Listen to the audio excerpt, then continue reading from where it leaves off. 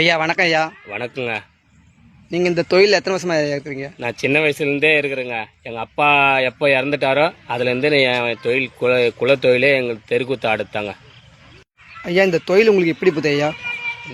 ஒரு வருஷத்தில் ஆடி மாதம் ஆகுனா கூழ் ஊற்றுறவங்க அப்போ மட்டும் எங்களை கூப்பிடுவாங்க. மற்றபடி யாராவது திரௌபதம்மா கோயில் பாரதம் கூத்துனா கூப்பிடுவாங்க. மற்றபடி எங்களுக்கு வாழ்வாதாரம் சுத்தமாக இல்லைங்க.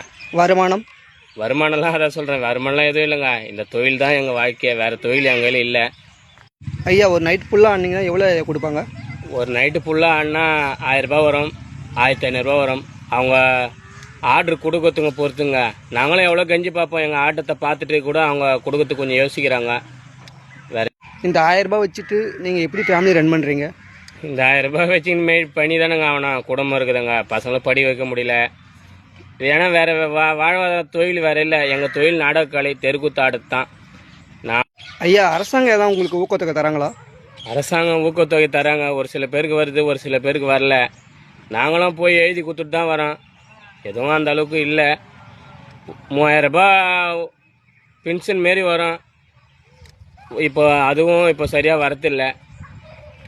ஓகே ஐயா, கவர்மெண்ட்லேருந்து நீங்கள் எதாவது எதிர்பார்க்குறீங்களா? கவர்மெண்ட்லேருந்து எதிர்பார்க்கறது எனக்கு மட்டும் இல்லைங்க, என்னை மாரி நாடக கலைஞர் எவ்வளோ பேர் ஆட முடியாத, வயசாகி கால் சரியில்லாத, உடம்பு சரியில்லாத, ஆடி ஆடி உடம்பு ஆட்டங்கண்டு இருக்கிறாங்க.